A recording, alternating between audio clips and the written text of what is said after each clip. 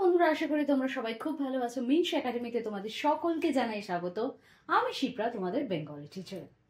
আচ্ছা, একটুখানি ভেবে দেখো, ধরো তোমার বাড়িতে কোনো আত্মীয়, তুমি কি করো বা তোমার বাবা মা কি করেন?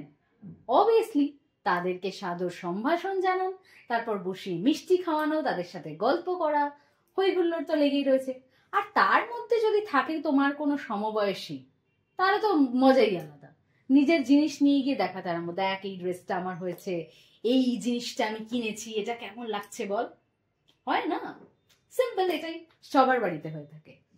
কিন্তু একটুখানি ভেবে দেখো, ধরো এমন একটা মানুষ যাকে তুমি চেনো না, সে তোমার বাড়িতে এলো, তাহলে তাকে কি তুমি অতটাই সাদর সম্ভাষণ জানিয়ে মিষ্টি খাওয়াতে পারবে? ব্যাপারটা একটু অদ্ভুত না? চিনি না জানি না, বাড়িতে লোককে ঢুকতে দেবো, তারপর আবার মিষ্টিও খাওয়াবো, এটা কি করে সম্ভব? এটা তো পসিবলই না। কিন্তু এটা পসিবল হয়েছে আজকের একটা গল্পে। শুধুমাত্র বাড়িতে বসিয়ে রাতের খাওয়া বা থাকতে দেওয়া নয়, একজন অজানা অতিথি যখন অজান্তেই তার শত্রু হয়ে ওঠে, তখন কিভাবে সামলাবে?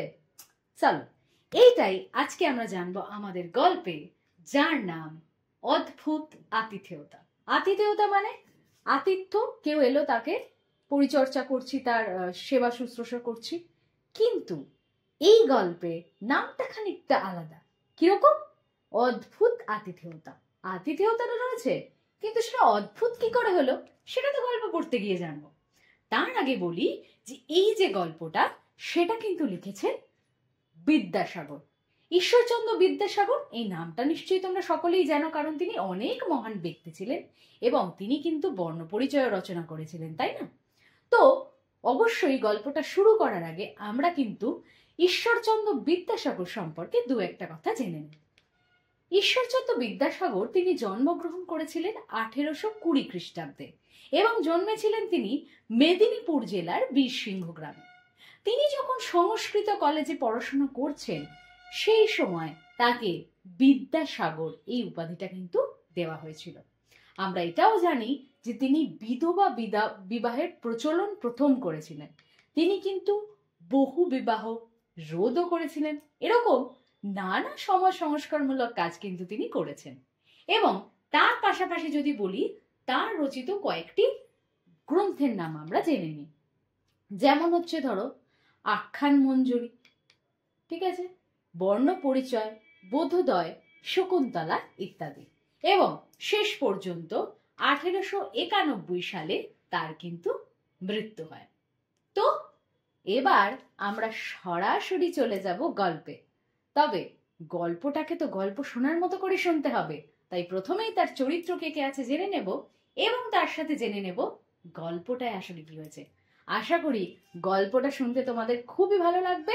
এবং গল্পের শেষে কিন্তু অবশ্যই রয়েছে তোমাদের স্টুডেন্ট নোট, মানে অনুশীলনী সমস্ত প্রশ্নোত্তর কিন্তু আমি সেখানে ডিটেলসে ব্যাখ্যা করে দিয়েছি। সুতরাং তুমি যদি এই ক্লাসটা করো, তাহলে কিন্তু সম্পূর্ণ গল্পের পুরোটা তুমি একবারই কমপ্লিট করে দিতে পারবে এবং সবার থেকে এগিয়েও থাকবে। চলো শুরু করা যাক আজকের গল্প।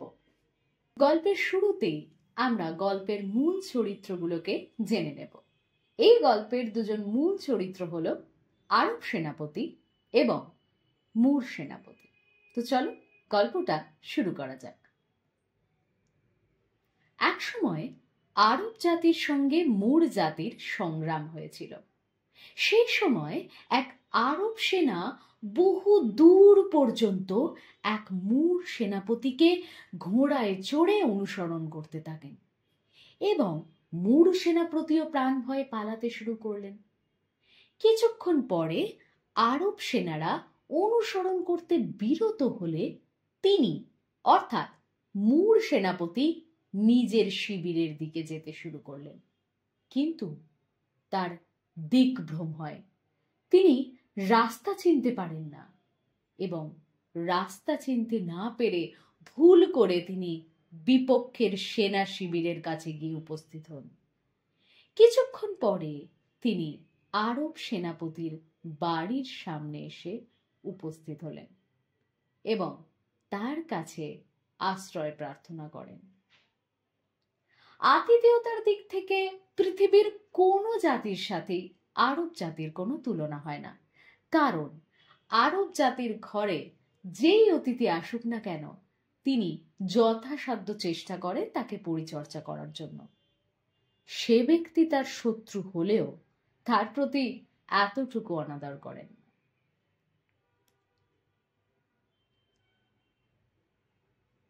আরব সেনাপতির কাছে তৎক্ষণাৎ মোর সেনাপতি আশ্রয় প্রার্থনা করলেন। তিনি খুবই ক্লান্ত ছিলেন, তিনি খুবই ক্ষুধার্ত ছিলেন। তাই দেখে আরব সেনাপতি তার খাবারের ব্যবস্থা করতে লাগলেন।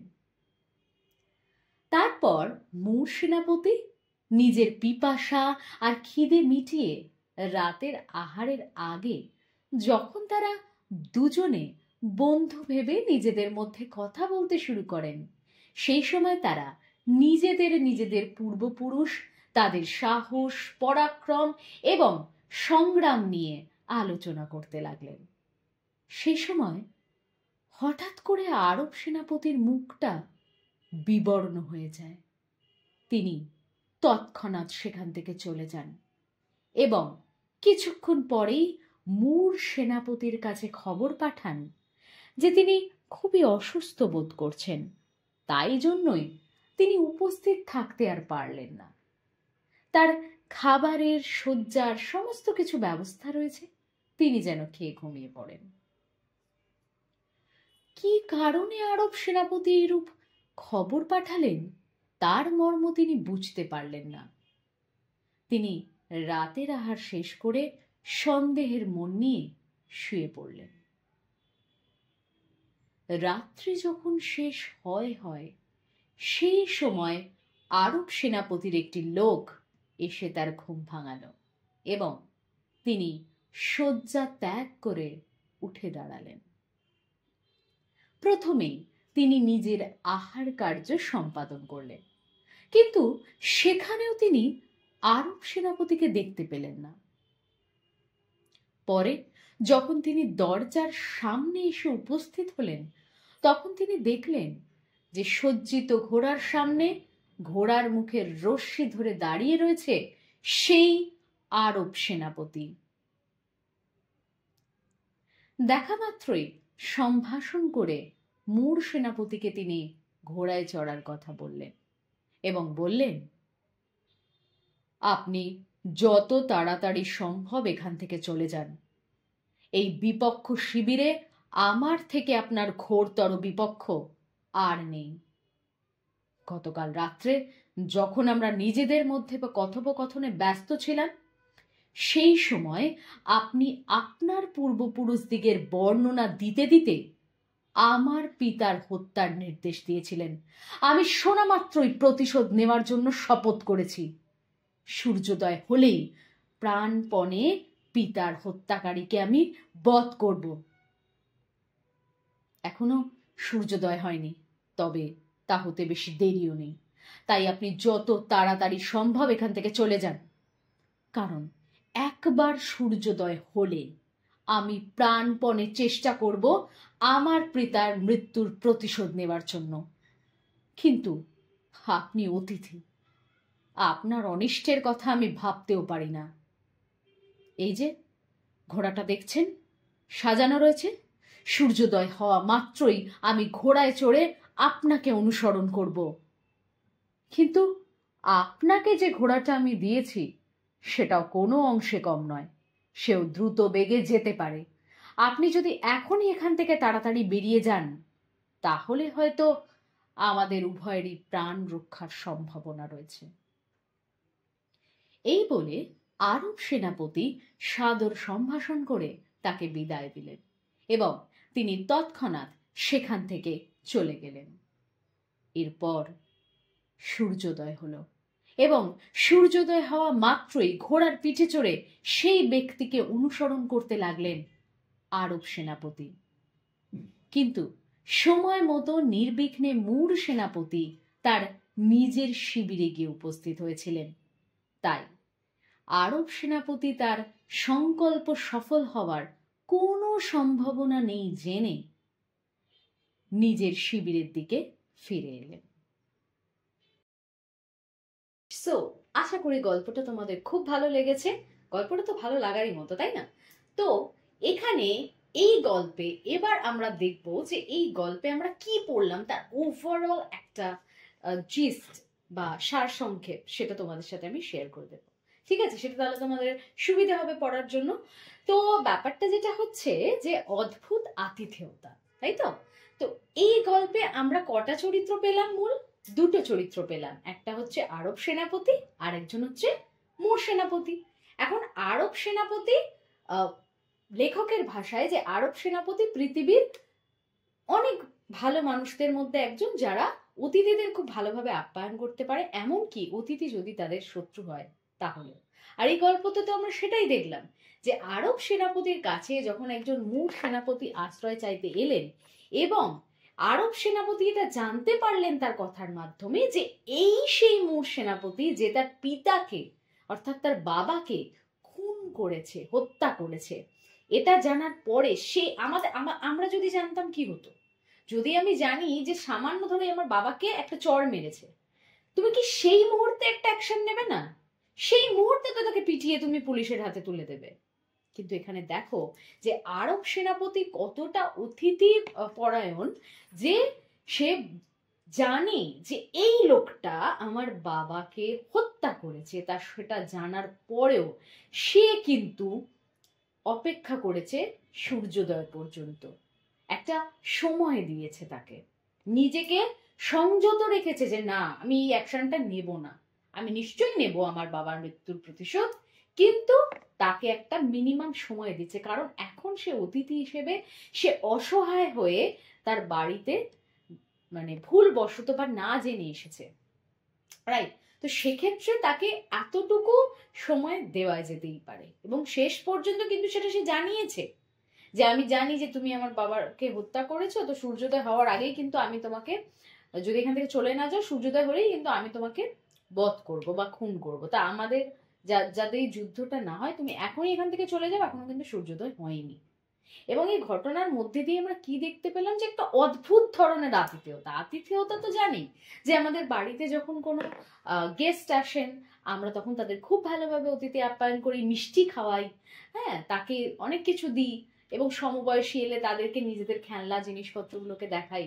তো সেক্ষেত্রে কি হচ্ছে, এই আতিথেয়তাটা আর 5টা আতিথেয়তার থেকে কিন্তু অনেকটাই আলাদা, খানিকটা অদ্ভুত, তাই তো? তো এবার তোমাদের প্রশ্ন উত্তর কিছু আলোচনা করে দেব, সেটা তোমাদের অনুশীলনীতেই রয়েছে তোমাদের। তাহলে কি হবে, তোমরা পরবর্তীকালে পরীক্ষার জন্য কিন্তু প্রিপেয়ার হয়ে যাবে। আমি কিন্তু মুখে মুখে উত্তরগুলো তোমাদের বোঝানোর মতো করে বলবো, তাই খাতা পেনটা অবশ্যই নোট ডাউন করে মানে নিয়ে বসবে, যাতে আনসারটা তোমরা নোট ডাউন করে নিতে পারো। কেমন? চলো দেখে নি প্রথম প্রশ্ন কি আছে। প্রথম প্রশ্ন বলছে ঈশ্বরচন্দ্র বিদ্যাসাগর কোন কলেজের অধ্যাপক ছিলেন?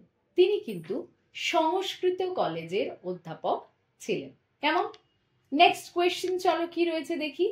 তার রচিত দুটি গ্রন্থের নাম বলো। তার রচিত দুটো গ্রন্থ হতে পারে বেতাল পঞ্চবিংশতি, শকুন্তলা ইত্যাদি, আরো অনেক বই রয়েছে। নেক্সট কোয়েশ্চেন কি বলছে, অদ্ভুত আতিথেয়তা গল্পে কোন কোন সেনাপতির প্রসঙ্গ আসে? এই গল্পে আমরা কজন সেনাপতির প্রসঙ্গ পেলাম? আমরা কিন্তু 2 জনের প্রসঙ্গ পেয়েছি। একজন যিনি হচ্ছেন আরব সেনাপতি, আরেকজন হচ্ছেন মোর সেনাপতি। চল পরের প্রশ্ন দেখে নি। তিনি এক আরব সেনাপতির পটমণ্ডপ দ্বারে উপস্থিত হইয়া আশ্রয় প্রার্থনা করিলেন। উদ্ধৃতাংশে তিনি বলতে কার কথা বোঝানো হয়েছে, মানে কে প্রার্থনা চেয়েছিল? আরব সেনাপতির কাছে, অবভিয়াসলি মোর সেনাপতি, তাই তো? ঠিক আছে, চলো দেখে নি পরের অংশে কি বলছে। উভয় সেনাপতির কথোপকথন হইতে লাগিল। উভয় সেনাপতি, উভয় মানে বোথ অফ দেম, দুজনের কথা বলা হচ্ছে। উভয় সেনাপতি বলতে কাদের কথা বোঝানো হয়েছে? তো উভয় সেনাপতি, একজন হচ্ছে আরব সেনাপতি, আরেকজন হচ্ছে মোর সেনাপতি।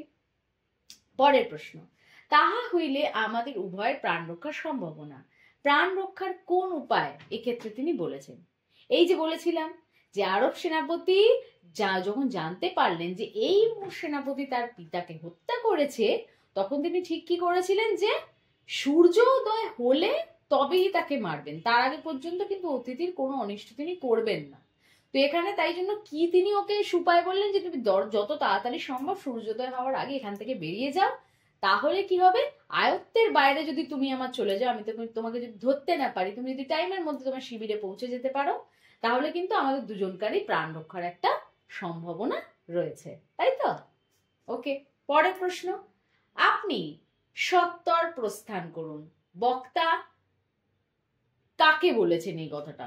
তো এটা কিন্তু মানে যখন তিনি জানতে পারলেন যে এই মূঢ় সেনাপতি তার পিতার হত্যাকারী, তখন কিন্তু তার মধ্যে একটা মানসিক দ্বন্দ্ব চলতে থাকে। একদিকে মনে হচ্ছে তার এটা তো আমার অতিথি, আমি এর অনিষ্ট করতে পারি না, সে যতই ভুল কাজ করুক না কেন, এই মুহূর্তে তাকে আমি মারতে পারি না কারণ সে অসহায়, সে জানে না। দ্বিতীয় মুহূর্তে তার মনে হচ্ছে এই তো আমার বাবাকে হত্যা করেছে, একে এক্ষুনি এখানে খুন করে দে। তার মধ্যে একটা মানসিক কিন্তু দ্বন্দ্ব চলছে। তিনি বিভ্রাটে পড়ে গেলেন এবং তিনি মূঢ় সেনাপতিকে প্রাণ নিয়ে পালানোর একটা সুযোগ দিলেন, তাই তো? এবং তাই জন্য তিনি কি বললেন যে আপনি যত তাড়াতাড়ি সম্ভব সত্তর আপনি এখান থেকে চলে যান। কেমন? চল দেখে নি পরের প্রশ্ন। পরের প্রশ্ন, তাহার দিগ্ভ্রম জন্মাইয়াছিল। এখানে কার কথা বলা হয়েছে? অবভিয়াসলি এখানে কার দিগ্ভ্রম হয়েছিল? কে রাস্তা চিনতে পারছিল না? দিগ্ভ্রম মানে রাস্তা ভুল। কার হয়ে গেছিল? না, মূঢ় সেনাপতির। দিগ্ভ্রম হওয়ার পরিণতি কি হলো? দিগ্ভ্রম হওয়ার ফলে কি হলো? যে দিগ্ভ্রম হয়ে ক্ষুধায় তেষ্টায় কষ্টে ক্লান্ত হয়ে সে পথে পথে ঘুরে বেড়াতে থাকলো এবং ভুল করে সে তার বিপক্ষ মানে অপোনেন্ট, ঠিক আছে, বিপক্ষ শিবিরের সামনে চলে গেল, যে কিনা সেই আরব সেনাপতি। তার শারীরিক অবস্থা দেখে আরব সেনাপতি তাকে থাকতে দিলেন, তাই তো? পরের প্রশ্ন, আতিথেয়তা বিষয়ে পৃথিবীতে কোন জাতি আরব দিকের তুল্য নহে, এই বক্তব্যের সমর্থন গল্পে তোমরা কিভাবে খুঁজে পেলে? মানে এই যে লেখক বলছেন যে আরব সেনাপতি আরবদের থেকে নাকি বাকিরা অনেকটাই কম আতিথেয়তার দিক থেকে, সেটা তুমি কিভাবে বুঝলে? দেখো, আতিথেয়তা আমরা সকলেই করে থাকি। আমাদের বাড়িতে আত্মীয় স্বজন পরিজন এলে আমরা সকলকেই অতিথি জ্ঞানে আপ্যায়ন করে থাকি, তাদের সেবা শুশ্রূষা করে থাকি। আরব সেনাপতিও কিন্তু সেটাই করেছিলেন। কিন্তু এখানে একটা টুইস্ট আছে। তিনি কিন্তু জানতে পেরে গেছিলেন কথায় কথায় যে এই মোর সেনাপতি তারই পিতাকে খুন করেছে। সেটা জানার পরে কিন্তু সেই মুহূর্তে তৎক্ষণাৎ তিনি কোনো মানে অ্যাকশন নেননি। তিনি সেই মুহূর্তে কিন্তু প্রতিশোধ তো নেবেন, তিনি ঠিক করে নিয়েছেন। তার পিতার হত্যাকারীকে তিনি চিনেও গেছেন, কিন্তু তবুও তাকে তিনি একটা পালানোর সুযোগ করে দিয়েছিলেন এবং একটা দ্রুত গামে ঘোড়াও দিয়েছিলেন সবল, যাতে তিনি যথাসময়ে নিজের শিবিরে পৌঁছে যেতে পারেন। মানে বাঁচার একটা সুযোগ তিনি দিয়েছিলেন। তো এই যে বাঁচার একটা সুযোগ দিলেন, এটা থেকেই আমরা জানতে পারি যে তারা অতিথিকে আপ্যায়ন করতে পারে এবং প্রয়োজনে একটা সুযোগও তারা বাঁচার দিতে পারে। পরের প্রশ্ন, সহসা আরব সেনাপতির মুখ বিবর্ণ হয়ে গেল। আরব সেনাপতির মুখ বিবর্ণ হয়ে ওঠার কারণ কি? কারণ তো আমরা কি জানলাম গল্পে? ওই বারংবার দেখো একই অংশ আমি বারবার রিপিট করছি, খালি প্রশ্ন অনুযায়ী উত্তরটাকে পুট করছি। প্রসঙ্গ সেই একই। আমরা জানতে পারলাম গল্পের শুরুতেই যে মূঢ় সেনাপতি ক্লান্ত হয়ে আরব সেনাপতির শিবিরের সামনে উপস্থিত হয়, যে কিনা তার বিপক্ষ, এবং তার কাছে গিয়ে সে আশ্রয় এবং খাদ্য প্রার্থনা করে। কারণ সারাদিনের পর যুদ্ধ করে সে প্রচন্ড ক্লান্ত হয়ে যায় এবং খাওয়া দাওয়ার পর তারা একটুখানি নিজেদের মধ্যে হয় না আলাপ আলোচনা, নিজেদের পূর্বপুরুষের কথা বলতে শুরু করে এবং কথায় কথায় সে জানতে পারে যে এই মূঢ় সেনাপতি তার পিতার হত্যাকারী, এবং এটা জানার পরেই তার মুখটা কিন্তু একদম বিবর্ণ হয়ে যায়। ঠিক আছে? পরের প্রশ্ন, সন্দিহান চিত্তে শয়ন করিলেন। এখানে কার কথা বলা হয়েছে? মানে কে সন্দেহ নিয়ে মনে ঘুমোতে চলে গিয়েছিল? মূঢ় সেনাপতি। তার মনে সন্দেহের কারণ কি? কারণ তারা দেখলো যে একজনের সাথে আমি খুব ভালো করে কথা বলছি, হঠাৎ করে সে সেখান থেকে মুখটা গম্ভীর করে বেরিয়ে চলে গেল, আর এলোই না, বরং একটা তার চাকরকে দিয়ে খবর পাঠাচ্ছে যে আমি এখন আসতে পারবো না, আমার শরীরটা খারাপ, বা পরে দেখা হবে আপনার সাথে। হঠাৎ করে ধরো তোমার সামনে কেউ কথা বলছে, হুট করে উঠে চলে গেল, তোমার মনে তো সন্দেহ হবে যে কেন এরকম করছে। ঠিক এটাই তার কিন্তু আচরণ। যেখানে মূঢ় সেনাপতি কি দেখলো যে আগে তো লোকটা আমার সাথে ভালো করে কথা বলছিল, আমার সাথে প্রতিটা কথা আমার শুনছিল এবং আমাকে খেতে দিল, আমার সাথে গল্প করছে, তাহলে এত ভালো মানুষটা হঠাৎ করে কি করে চেঞ্জ হয়ে গেল? তো তার মধ্যে কিন্তু এই প্রশ্নটা আসে।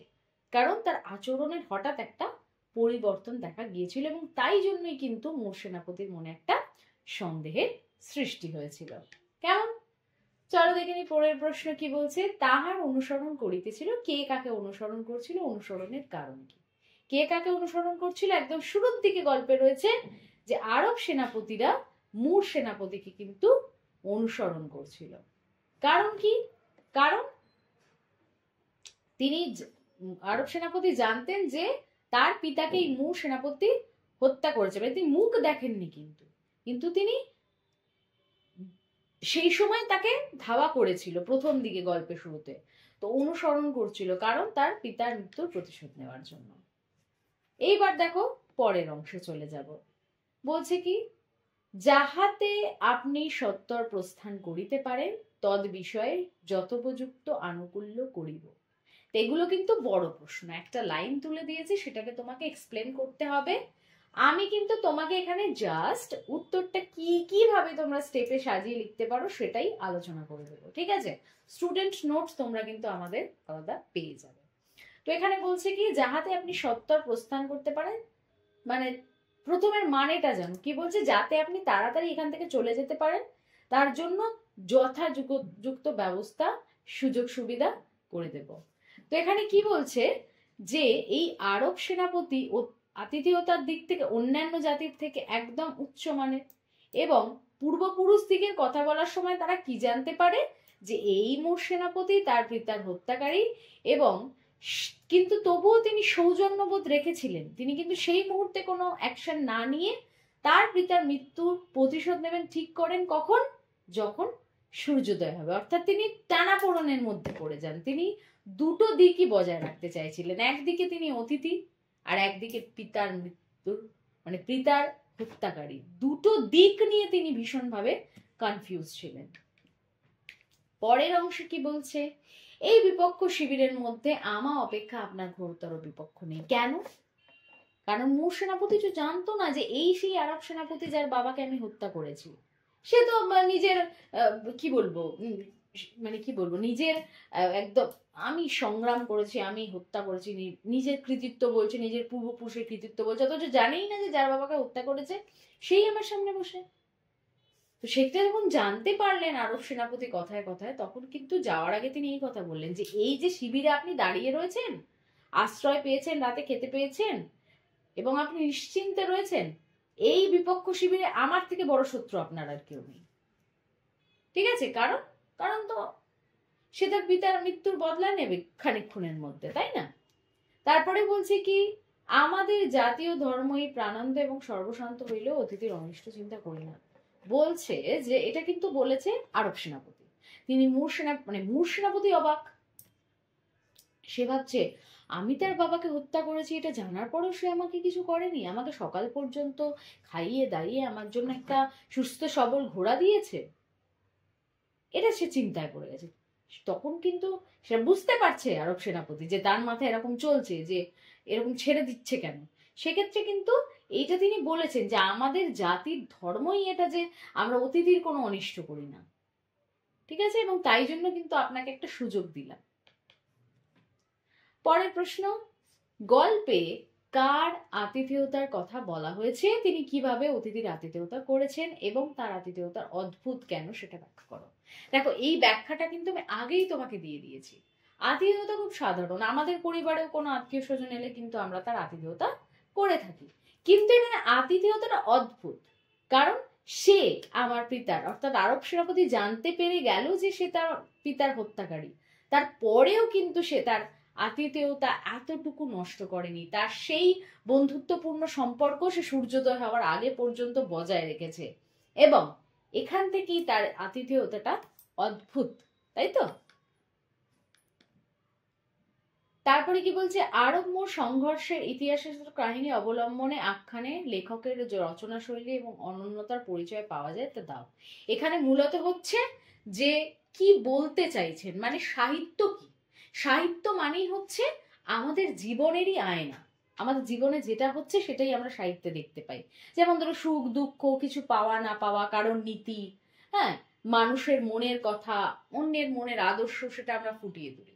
তো এখানেও মুর সেনাপতি এবং আরব সেনাপতির যে কথোপকথন এবং তাদের যে অদ্ভুত আতিথেয়তা, তার মধ্যে দিয়ে কিন্তু তাদের একটা যোদ্ধার যে একটা চরিত্র, যে আরব সেনাপতি তারাও যোদ্ধা, মুর সেনাপতি তারাও যোদ্ধা, কিন্তু তবুও তাদের মধ্যে যে একটা তফাৎ রয়েছে সেটা কিন্তু তিনি এই গল্পে সুন্দর করে ফুটিয়ে তুলেছেন। এই সমস্ত আনসার ডিটেলসে কিন্তু তোমরা আমাদের স্টুডেন্ট নোটে অবশ্যই পেয়ে যাবে।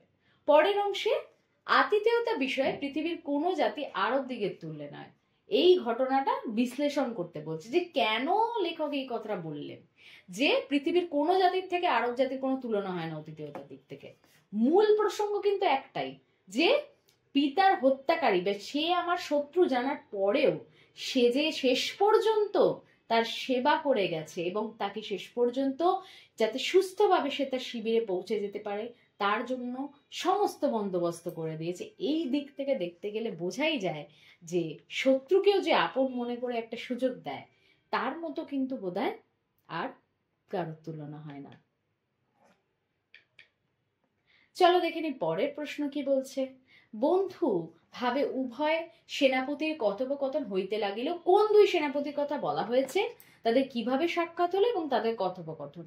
তো প্রথমেই যে প্রশ্নটা হয়েছে, দুজন সেনাপতি, একটা হচ্ছে মুর সেনাপতি, আরব সেনাপতি, তাদের কিভাবে সাক্ষাৎ হয়েছিল, ওই যখন মুর সেনাপতি নিজের শিবিরে ফিরতে গিয়ে পথ ভুলে যায় এবং দিকভ্রষ্ট হয়ে সে যখন চলে যায় আরব সেনাপতির বাড়ির সামনে, তখনই তাদের সাক্ষাৎ হয়েছিল।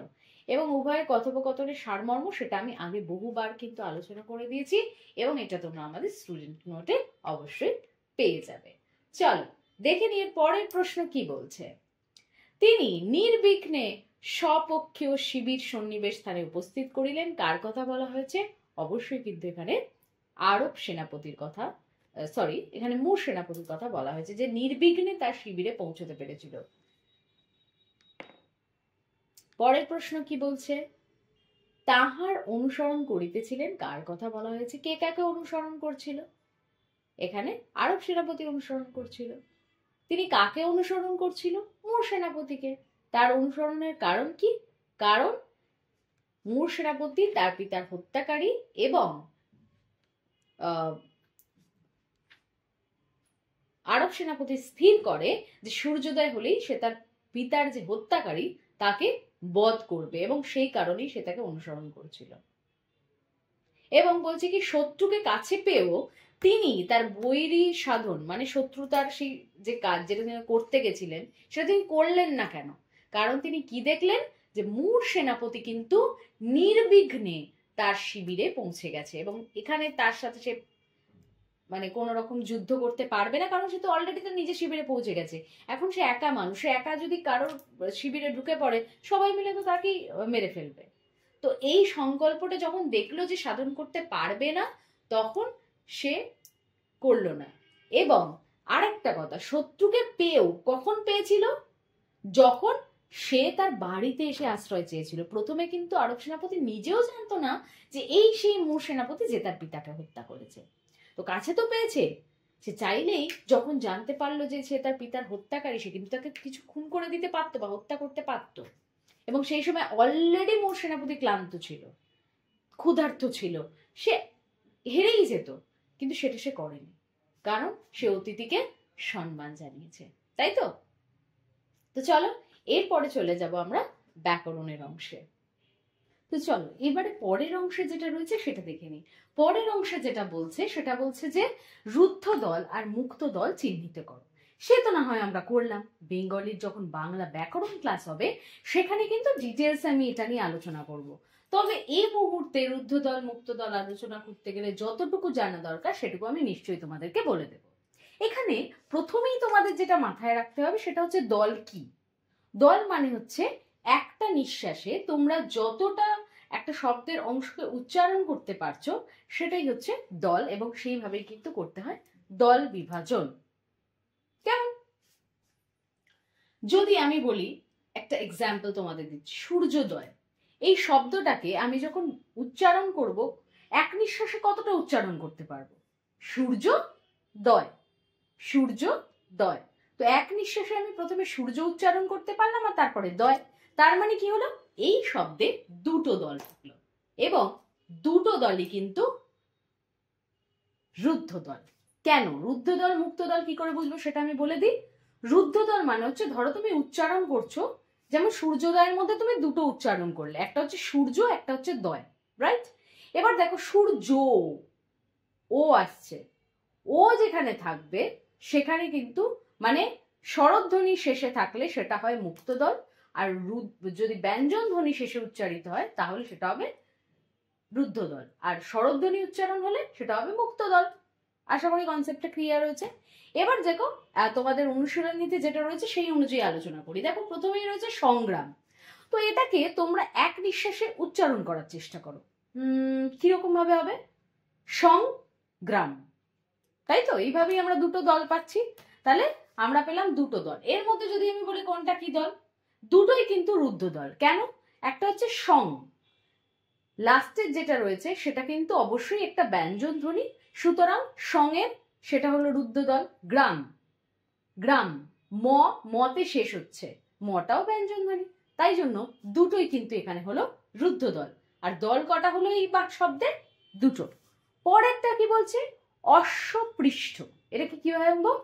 অশ্বপৃষ্ঠ, অশ্বপৃষ্ঠ। অস হচ্ছে রুদ্ধ দল, কিন্তু স যখন উচ্চারণ করছি লাস্টে একটা অ আসছে, রাইট? তো অ আসছে, অটা হচ্ছে স্বরধ্বনি, দ্যাট মিনস সেটা কিন্তু মুক্ত দল। ঠিক এইভাবেই কিন্তু কোনটা রুদ্ধ দল আর কোনটা মুক্ত দল সেটা তোমাদেরকে বুঝে নিতে হবে। পরেরটাই চলে যাই, দণ্ডায়মান। দণ্ডায়মান, চারটে। তো কোনটা? দনটা হচ্ছে রুদ্ধ দল, ডা হচ্ছে মুক্ত দল, ডা আ আসছে, আ হচ্ছে স্বরধ্বনি। 29 অবশ্যই এটা মুক্ত দল, তারপরে 29 অ মুক্ত দল, এবং তারপরে হচ্ছে মান, মান ন লাস্টে তোমার রুদ্ধ। তারপরে হচ্ছে তৎক্ষণাৎ। কিভাবে ভাঙবো? তৎ খ নাথ, তৎ খ নাথ, এইভাবে আমরা ভাঙবো। তিনটে দল পেলাম, প্রথমটা রুদ্ধ দল, তারপর একটা মুক্ত দল, এবং শেষেরটা কিন্তু আবার রুদ্ধ দল হবে। এগুলো ডিটেল জানতে গেলে কিন্তু অবশ্যই আমাদের বাংলা ব্যাকরণের ক্লাসগুলো তোমাদেরকে করতে হবে।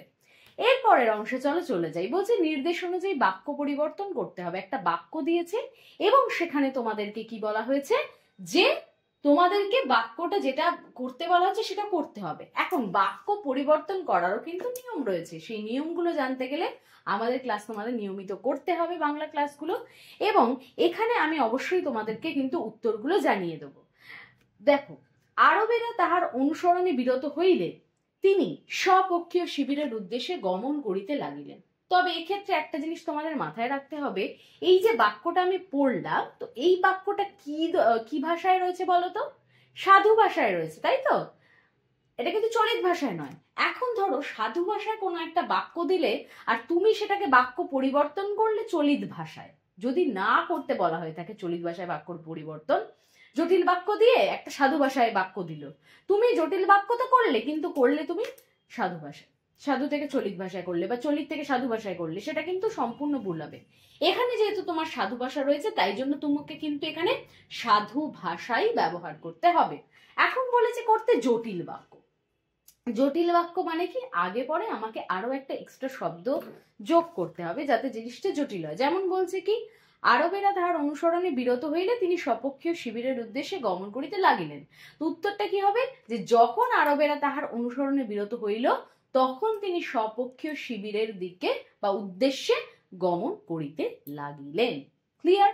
নেক্সট বলছে কি, আতিথেয়তা বিষয়ে পৃথিবীতে কোন জাতি আরব দিগের তুল্য নহে। নহে, নহে মানে না, না ক্ষেত্র মানে নেতিবাচক, আর আমাকে এটা করতে বলেছে ইতিবাচক। এখন দেখো, ইতিবাচক করতে গেলে আমাকে প্রথমে নহে এইটাকেই বাদ দিয়ে দিতে হবে, রাইট? না থাকা চলবে না।